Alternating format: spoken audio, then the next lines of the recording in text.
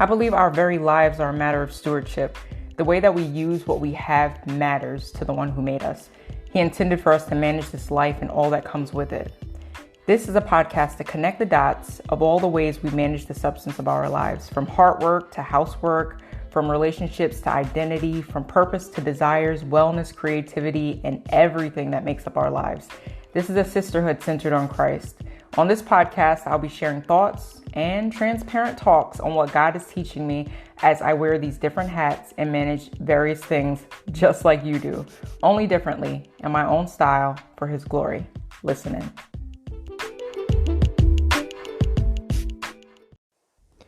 You are listening to episode 48 of the Style and Stewardship podcast. Recently I said, just off the top of my head, it was kind of out of frustration, but I said something to my husband and it was, oh my goodness, I'm not productive. And he said to me, are you kidding me right now? And I was like, what? And he's like, you're joking. He's like, you are extremely productive and extremely organized and awesome at what you do. That was the other thing I said. I think I said I wasn't productive and I'm not organized. And when he said that, I know this is going to sound really, really crazy, but I had a moment. I'm not going to lie. I had a moment because it was like, oh my goodness. And then he started going down this list, just spouting off stuff, and all of these things that I think nothing of. I just do these things. It's just what I do.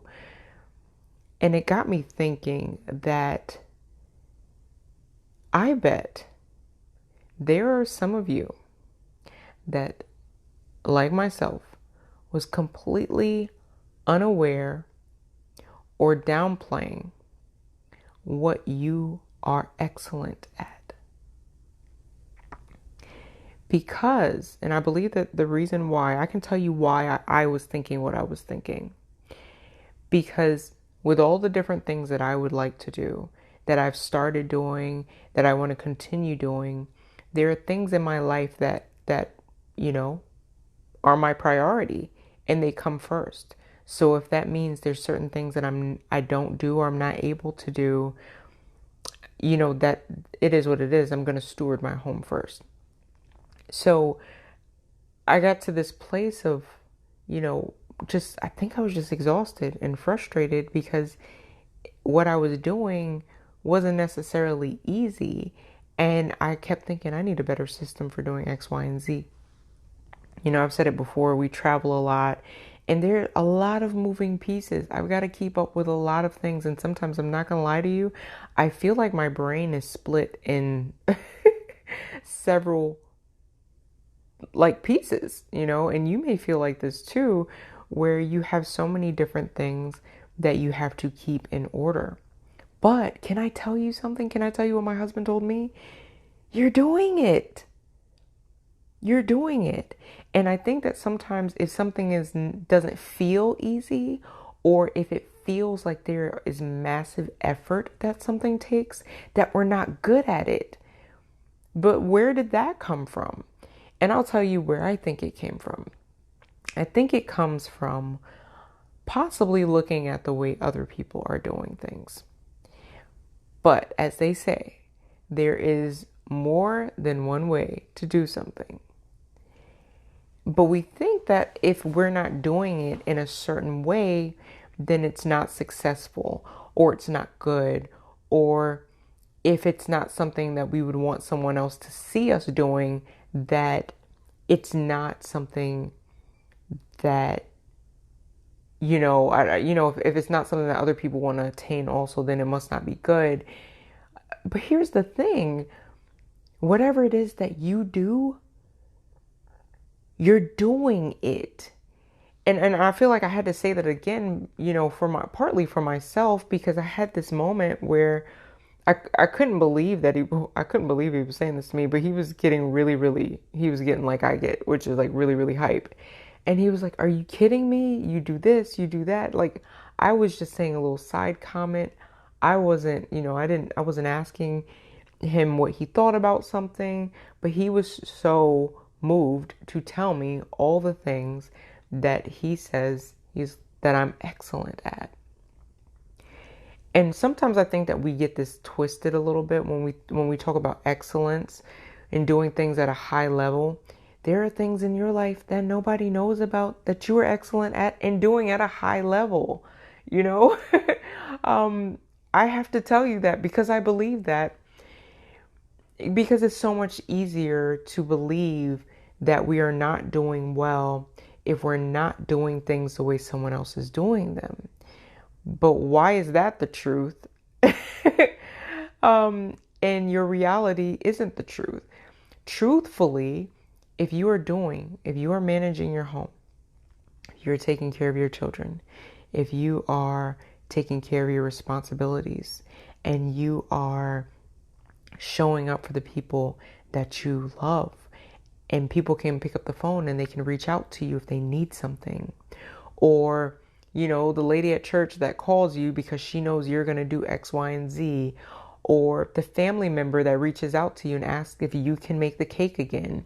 Or we take all of these, we belittle all of these things that we do so well because it's not on a stage somewhere, or because other people may not know about it, or compared to so-and-so on Pinterest, it doesn't look like I'm organized, or it doesn't look like I'm being productive, or it doesn't look like X, Y, and Z. And here's the thing, this comes back to me, or I'm just going to be real, this kind of comes back to that whole comparison issue. And a lot of times, and I've mentioned this before, I think that comparison has way more to do with ourselves than anybody else. And it's when we take an object and we create an ideal out of it, and we say that this is the only way to do this. So we make this thing the ideal way of doing something, the ideal way of getting something done. Dinner's not good if I didn't make everything from scratch. No. Did people eat? Were they fed? You know what I mean? Or are you comparing it to an ideal that you have created in your mind, or you've had a little glimpse of someone else's life online that you think you know the rest of the picture? And since this person is presenting this image and presenting this thing, you have convinced yourself that that is the only way to do it, or the best way to do it. So now you're comparing everything you do to this thing over here that has nothing to do with you, has nothing to do with your life and the way that you are living it. So I just want to give you a little bit of encouragement in that aspect, in that regard. Comparison is a choice. I need to say that to somebody. It is a choice. You are not forced. Can you be tempted to look elsewhere and think that something else is better, or that the grass is greener on the other side, and yada, yada, yada? Sure, you can. But that is a choice. No one is forcing you. And when we're having moments of frustration in our own lives, the worst thing to do is to go out and look for someone else that's doing it better than us. Why are you torturing yourself? Don't do that. Don't do that. A couple podcast episodes ago, I spoke about getting in your life. And I truly believe that. Get neck deep in your own life and in your own stuff and your own process and the way that you do things, because I'm pretty sure there is somebody in your life that thinks you do something very well and you probably don't think anything of it. But it's a big deal. And I need to say that to you. It's a big deal. Showing up in your own life and doing the things that you do well, that you're probably not even aware of, that's excellence. That's not mediocre. I think we live in a culture now that if it's not on a stage somewhere, it didn't happen.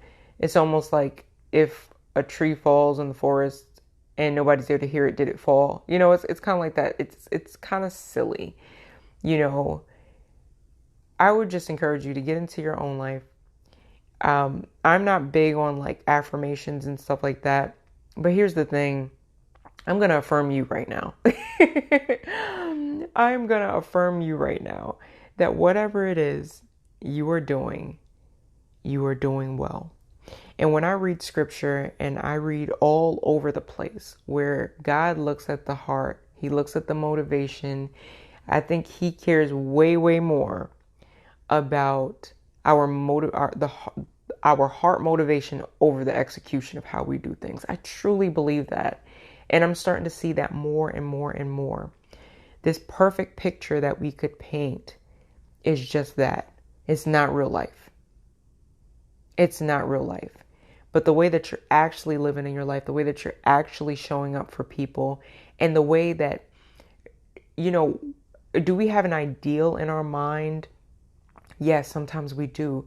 But that can't be the only vision that we have of doing a job well done. That can't be all that there is, because we're judging by the standards not put there by God, but put there by our own imagination, our own ideal, way that we think we should do something, or comparing because somebody else we feel is doing it the way we wish we could, so therefore they're doing it better. Oh my gosh. Like, seriously, start speaking some of these things out loud because that is when truth can get into the situation. And we can shine a light on things, because that's what my husband did for me. And I was so grateful for that, because, even as he was saying it before he went down, this thing of, you do this great. And I can't believe, like, you do X, Y, and Z, and you make this run and da da da. And he's saying all of this stuff.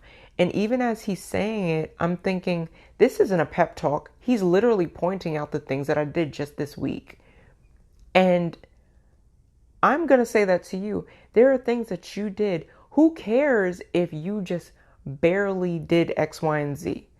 Am I telling you to be mediocre? No, but I'm telling you that the motivation of your heart is so much more valuable than what you're placing value in success, the barometer that you're using for those things in your own life.